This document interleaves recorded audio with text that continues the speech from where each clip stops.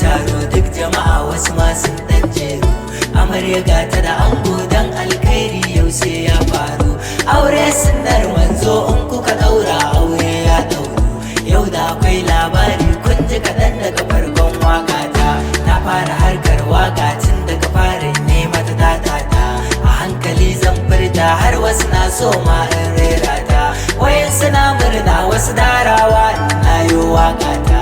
A hankali da na jure gashi a yau ma na saki wakata. Bani da girman kai sai girmama kai wannan kuma hakkun ne. Idan ka ɗauken banza janye jikina ya zama tilas ne.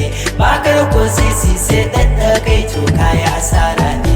Malam ka nemi sana'a ka wuce ko da cizon yatsa ne. Ni dai zan fita nema samu da rashi duk daga Allah ne.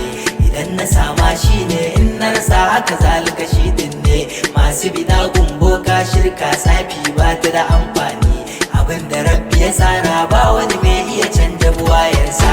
Kai dai ka kama ma'aiki shi na rike kun farkon nasarata. Ko da ba ni da sisi zai yi wuya wani gano matsalata. Don hanyar da na dosa ko da sun toshe sai na bulla.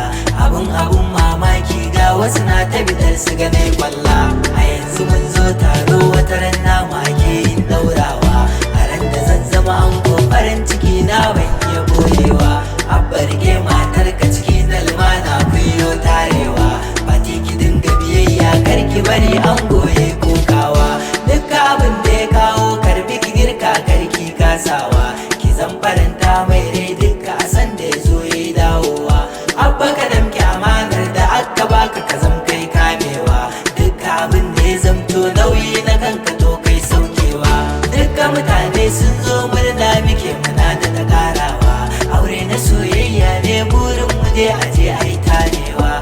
Malabila da shukura da hajiya dukansu sun yo takawa. Ranga da habgai hakili sun yo